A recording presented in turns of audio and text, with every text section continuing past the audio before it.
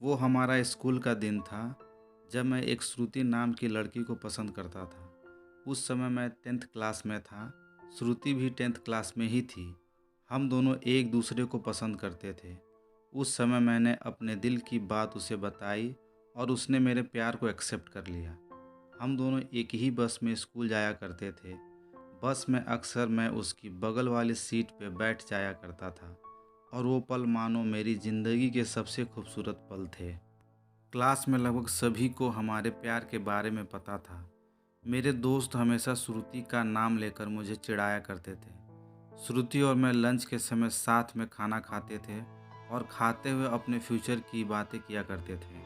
रात के वक्त हम दोनों एक दूसरे से ढेर सारी बातें करते। हम दोनों अपने अपने सपने एक दूसरे को बताते और न जाने बात करते करते कब हमें नींद आ जाती और हम सो जाते थे। कभी अगर मेरे घर कोई रिश्तेदार आ जाता तो रात को मैं छत पे जाकर बातें करता। यहाँ तक कि मैं ठंड के मौसम में भी छत पे जाकर श्रुति से बातें करता। हम दोनों ने साथ में न जाने क्या क्या सपने देखे थे।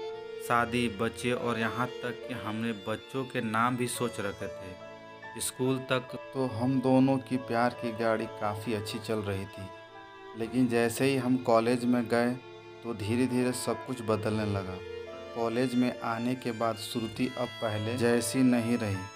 वो मुझे अब इग्नोर करने लगी।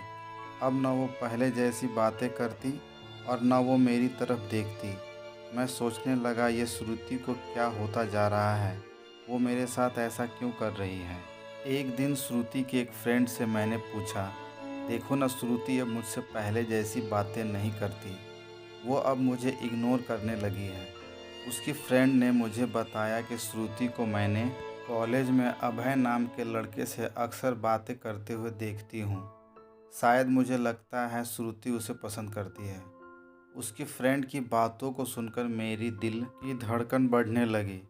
मेरा दिमाग कह रहा था कि श्रुति ऐसा कैसे कर सकती है, लेकिन दिल कह रहा था कि नहीं, श्रुति ऐसा नहीं कर सकती। मेरी आंखें नम होने लगी।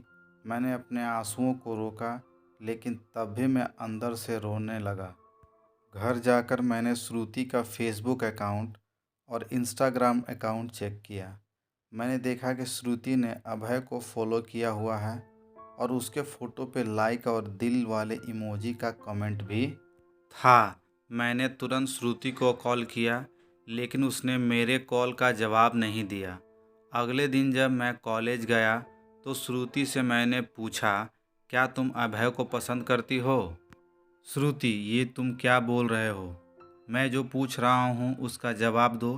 क्या तुम अभय को पसंद करती हो, हाँ या ना? श्रुति, अभय और मैं बस एक अच्छे दोस्त हैं। उसने मेरे सवालों का जवाब नहीं दिया। मुझे समझ नहीं आ रहा था कि मैं क्या करूं।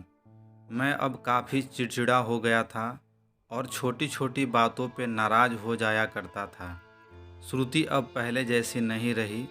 वो अब बिल्कुल बदल चुकी थी। एक दिन मैंने श्रुति को अभय का हाथ पकड़कर कॉलेज ग्राउंड में बात करते हुए देखा। मैंने अपने फ़ोन से उन दोनों का फ़ोटो क्लिक कर लिया।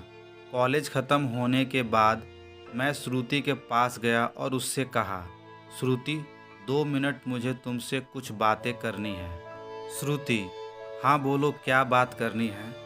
राजीव, तुम अभय को लाइक करती हो ना?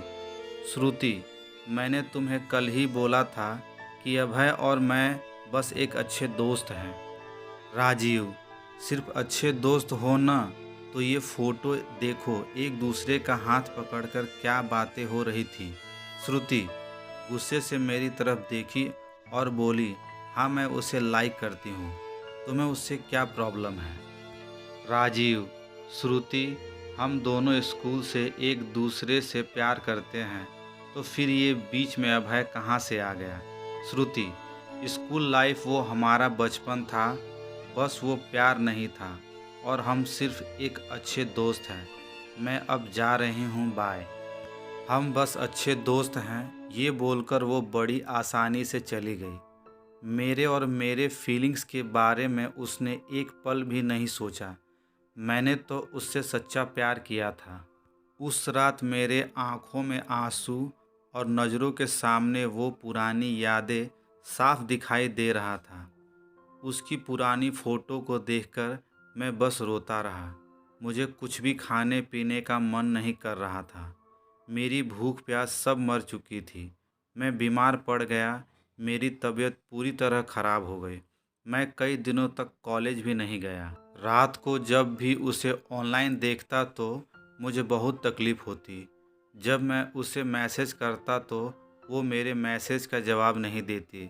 मैं बस ये चाहता था कि वो मुझसे बात करे, लेकिन वो मुझे अब भूल गई थी। श्रुति मेरा पहला प्यार था।